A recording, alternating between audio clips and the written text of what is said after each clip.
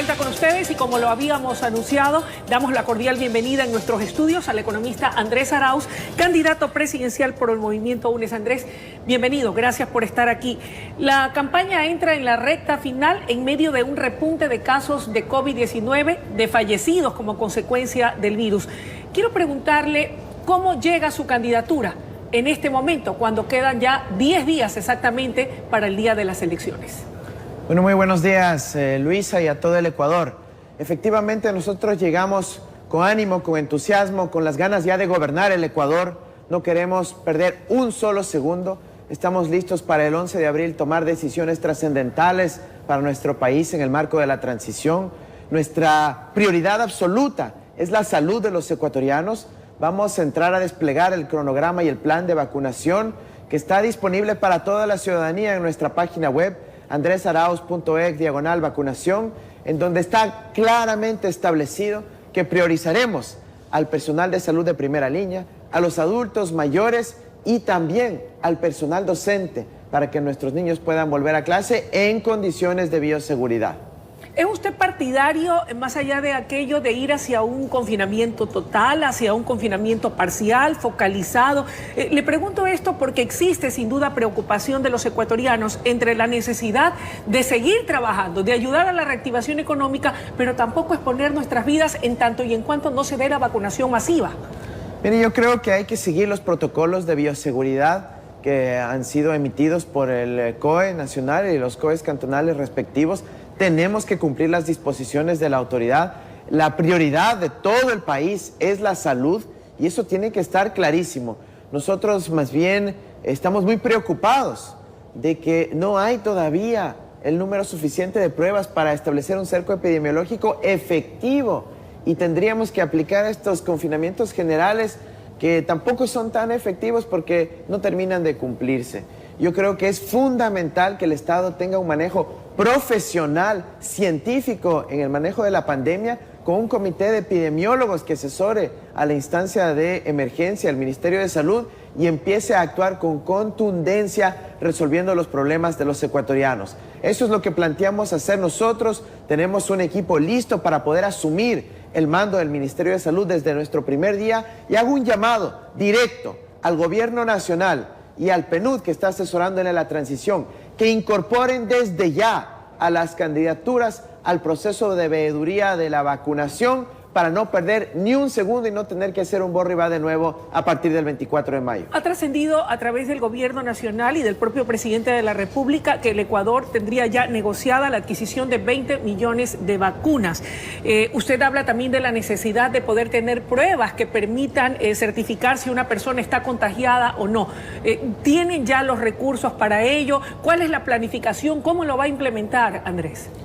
Mire, es importantísimo que el gobierno transparente lo que ha venido haciendo respecto al proceso de adquisición de vacunas. Nosotros tenemos preacuerdos con proveedores internacionales de distintos países de la región y del mundo listos para que a partir del 11 de abril puedan asumir el compromiso de entregar la vacuna. Pero conocemos también que el gobierno ha llegado a acuerdos a nivel del sistema de Naciones Unidas con la iniciativa COVAX, donde llegarían más de 7 millones de dosis. El problema es que no ha llegado una buena parte de eso, apenas pocos cientos de miles, y la necesidad del pueblo ecuatoriano es mucho mayor. Nosotros proyectamos inyectar aproximadamente 2,5 millones de personas cada mes. Tenemos para eso planificado a nivel de cada centro de salud del país el número de minutos que toma en promedio vacunar, inocular la vacuna a las personas, el registro administrativo correspondiente, y sobre la base de eso hemos calculado que además de lo que cuenta el Ministerio de Salud, necesitamos reincorporar a miles de profesionales de la salud al sistema de salud pública, garantizarles estabilidad, garantizarles previsibilidad. Aprovecho para enviar un mensaje a los médicos devengantes de medicina familiar y comunitaria que les quieren notificar de la culminación de su periodo de trabajo en el Ministerio de Salud. ¿Usted los va a reintegrar a aquellos que están sin trabajo? Nosotros no solo que vamos a reintegrarlos, sino que vamos a darles continuidad, porque tienen que devengar y nosotros estamos comprometidos con la salud de nuestro pueblo. Conocemos exactamente los problemas del sistema de salud y vamos a entrar de lleno a solucionarlos. Usted habla de que son varios, aparte en efecto de la pandemia, que es el más grave con la presencia del COVID-19. ¿Qué otras anomalías o falencias tiene diagnosticada, existen en el sistema de salud público ecuatoriano y que usted va a combatir y atacar y a fortalecer? Mira, hemos visto la destrucción del sistema de salud, la destrucción de la planificación. Hemos visto como todo es ahora una improvisación sin fin. Nosotros vamos a devolverle la institucionalidad al sistema, vamos a fortalecer el proceso de planificación para que haya talento humano en todos los hospitales. Imagínense, en Portoviejo tiene el hospital de especialidades con el 30% de capacidad operando porque no hay especialistas contratados. Vamos a garantizar que haya medicinas en todos los hospitales del país sobre la base de un proceso de contratación transparente y vamos a modernizar la historia clínica digital para que pueda ser democrática, eficiente y rápida en todo el Ecuador. Andrés, hablando de la necesidad imperiosa de mejorar la calidad de vida y la salud de los ecuatorianos, hay muchas personas con discapacidad que no han podido acceder a una recalificación o actualización de la calificación de sus discapacidades, acceder al carnet de discapacidad para de esta manera poder tener ciertas prerrogativas que así su condición les asiste. Es una verdadera odisea.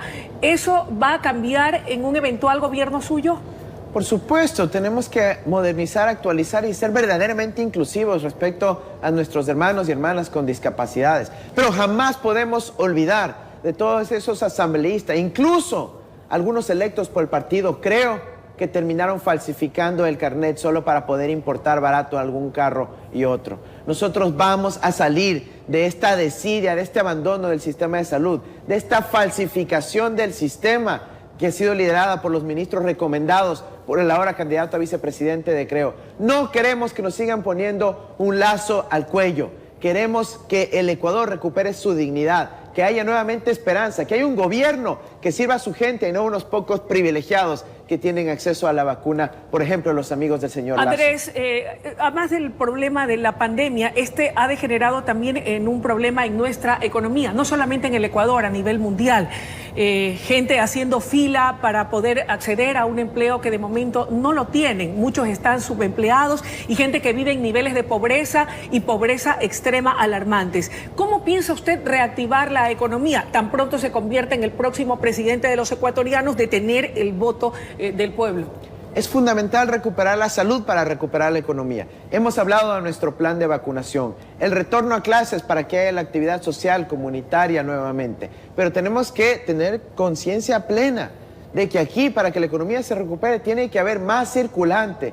No hay circulante en la economía, los negocios no están pudiendo vender al nivel que puedan cubrir sus obligaciones, sus deudas. ¿Cómo devolverles liquidez? Nosotros vamos a poner liquidez en el sistema. ¿Cómo? En primer lugar, generando el plan de alivio ahora, para que la familia ecuatoriana no tenga que pagar cuotas tan altas, puedan reducirse las cuotas de las deudas, pueda de esa manera invertir en su propia familia o reinvertir en su negocio y ese dinero empieza a circular en la economía. ¿De qué manera acceder a esos recursos? Mire, el plan alivio ahora va a ser una reestructuración obligatoria de las deudas de la clase media, de las clases populares de nuestro país que han incurrido en mora, para que puedan tener cuotas más bajas, un respiro y no tengan que tenerle el lazo al cuello con relación a las deudas. ¿Qué va a pasar con los $1.000 que ofreció a aquellos ecuatorianos que están sin empleo y que tampoco tienen recursos? Ya entraremos a los $1.000, pero es muy importante, ecuatorianos, conozcan.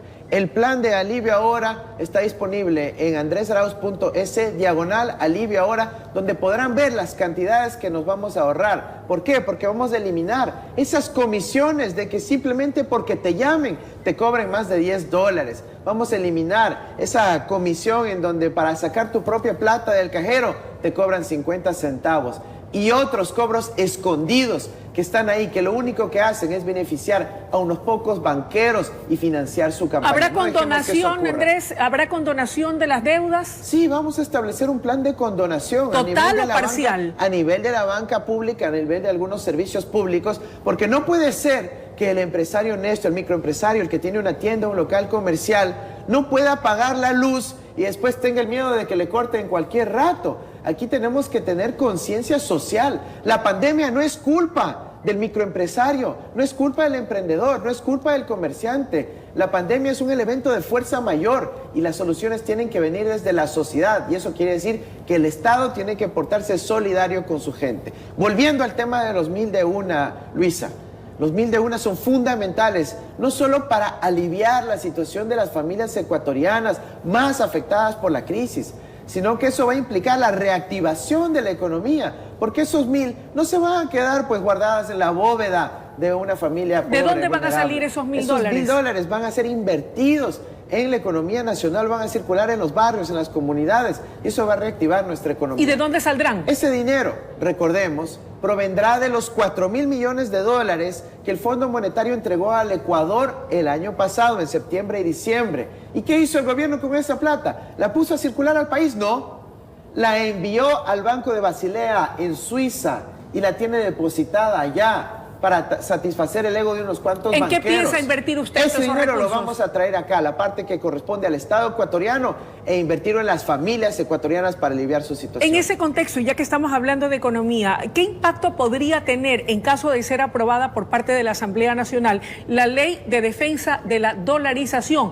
¿Cómo va a afectar en el manejo de la economía del próximo gobernante de los ecuatorianos? Mira, ese proyecto de ley que se ha propuesto es abiertamente inconstitucional. ¿Por qué? Y lo único que quiere es privatizar el Banco Central. Es inconstitucional porque viola los artículos 302 y 303, donde dice que es competencia del Ejecutivo la política de Banco Central, monetaria, crediticia, financiera. Lo que ellos quieren evitar es lo que nosotros proponemos: la reestructuración de las deudas, la baja de las tasas de interés, la eliminación de las comisiones absurdas, el poner orden y control sobre unos pocos bancos que vienen gobernando este país sin ningún control, sin ninguna capacidad de que el gobierno los controle. Andrés, ¿qué pasa si la Asamblea Nacional finalmente termina aprobándole y usted se convierte en el próximo presidente de los ecuatorianos? ¿Tendría una camisa de fuerza? Inconstitucional, se declarará inconstitucional, porque no pueden aprobar que está algo abiertamente en contra de lo que dispone la Constitución de la República. Aquí hay que respetar la Constitución, y yo, cuando asume el mando el 24 de mayo, respetaré y sobre todo haré respetar la Constitución del Ecuador. Ahora, Andrés, para que eso pueda suceder, obviamente veremos qué ocurre el día 11 de abril. No obstante, el agravamiento de la pandemia, no solamente en el Ecuador, sino en el mundo, ha llevado a que, por ejemplo, presidentes como el señor Piñera en Chile proponga al Congreso de ese país el posponer las elecciones para mayo, para evitar, ha dicho, el repunte de nuevos contagios y fallecimientos. ¿No cree usted que debería hacerse aquí lo mismo? Mira, yo no voy a opinar lo que está ocurriendo en otro país. A mí me preocupan los ecuatorianos, las familias ecuatorianas que nos están viendo ahora. Nosotros queremos rápidamente recuperar la democracia, porque la mejor forma de recuperar nuestra salud es poder tener un gobierno que defienda a la gente, un gobierno que tome medidas urgentes. Ahorita no hay gobierno, ecuatorianos, por favor, no hay gobierno. El gobierno ha sido entregado a los banqueros y ha sido un desastre. Miren lo que está pasando. El ministro Ceballos, que se fue fugado a Miami, fue recomendado por Borrero, que también fue propuesto como ministro de Salud de Lenín Moreno. Tengamos clarísimo que Lazo es Lenín Moreno, y lo que están queriendo es continuar esa política de exclusión, de abandono del pueblo ecuatoriano. Necesitamos gobierno ya que defienda a los ecuatorianos, y para eso necesitamos ir a las urnas el 11 de abril con todos los cuidados del caso, pero para tomar una decisión pronto y ya. Hablando de decisiones, Andrés, hay otro problema que también golpea al Ecuador y a varias de las naciones en el mundo,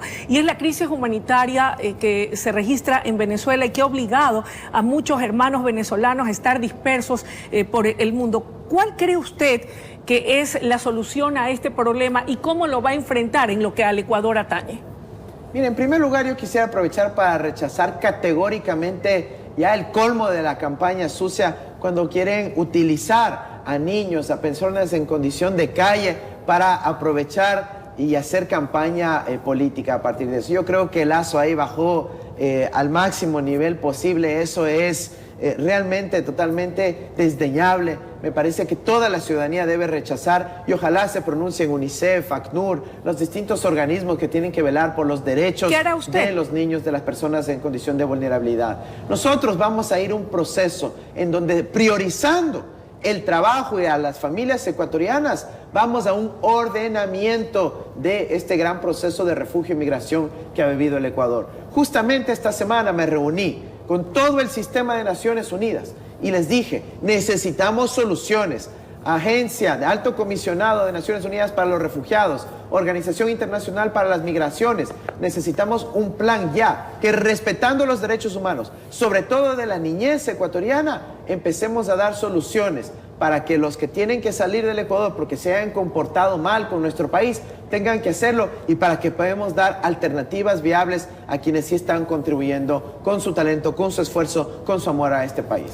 ¿Qué opinión le merece la avalancha de críticas que ha recibido a lo largo de esta campaña, particularmente en los últimos días? ¿Y de qué manera esta puede haber incidido en los números? ¿Cómo andan con relación a su candidatura en este momento? Mira, nuestros números están muy bien. Tenemos una ventaja considerable aquí en esta segunda vuelta. Y lo que demuestra esa agresividad de la campaña sucia es que están desesperados. Están desesperados porque nosotros llevamos una ventaja contundente, porque el pueblo ecuatoriano va a optar por esta opción de transformación, de futuro, de renovación de la política, de renovación generacional, donde vamos a incorporar a jóvenes, mujeres y un equipo plurinacional e intercultural. Lo que demuestra esa campaña sucia es ese grado de desesperación, pero no lo van a lograr. Por más que quieran seguir atacando, el pueblo ecuatoriano aquí tiene claro que Lazo ha cogobernado con Moreno y lo único que quieren es seguir poniéndonos un lazo al cuello mientras nosotros ofrecemos esperanza, alivio, oportunidades y trabajo para el Ecuador. Andrés, ¿están preparados en cuanto al control electoral? ¿Cómo ha visto el trabajo realizado por parte del CNE? ¿Garantizan las condiciones de una elección transparente y justa el próximo 11 de abril? Hemos visto que ha sido un proceso, por ser generosos, errático,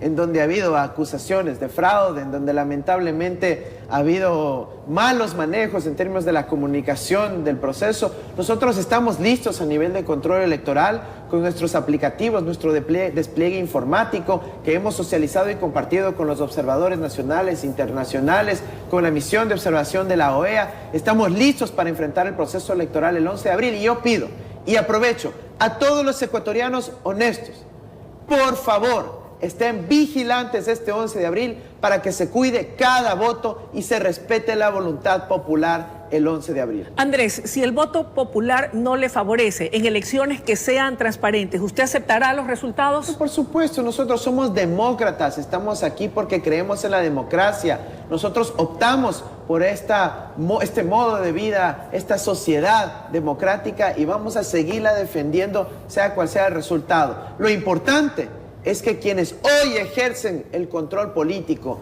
un gobierno que ha favorecido abiertamente a la candidatura del señor Lazo, respete la voluntad democrática del pueblo ecuatoriano, que se pronunciará de forma contundente a favor de recuperar la esperanza. Diciendo que ha dicho que la respetará si no le favoreciera, ¿cuál sería su futuro político? Usted es la figura más visible e importante en este momento del grupo de la Alianza UNES. Eso no es trascendente, Luis. Aquí nosotros estamos para servir al pueblo ecuatoriano, para servir al Ecuador y lo vamos a hacer desde el 11 de abril.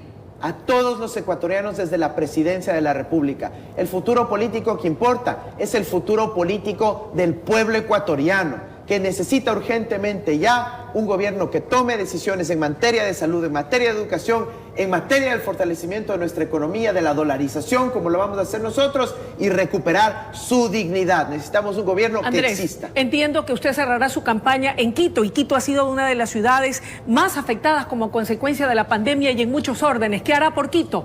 Mira, nosotros vamos a estar en distintas partes del país la próxima semana. Vamos a cerrar en la ciudad de Quito, mi ciudad natal, la Carita de Dios, y donde vamos a seguir trabajando contundentemente por lo que le interesa a la gente: la salud, la generación de trabajo, la recuperación de las quebradas de la ciudad, la oportunidad de volver a tener un sistema de salud digno. Y vamos a anunciar muy pronto la creación de la Universidad Técnica del Sur de Quito para que los jóvenes del sur puedan tener más oportunidades educativas. Estamos convencidos de que lo vamos a poder lograr porque hemos hecho ya en el pasado. Hemos creado 4 universidades. Personalmente me dediqué a eso cuando fui ministro de Conocimiento y vamos a ponerle todo empeño para poder transformar la realidad de la ciudad de Quito y garantizar más derechos, incluyendo la educación superior en esta ciudad.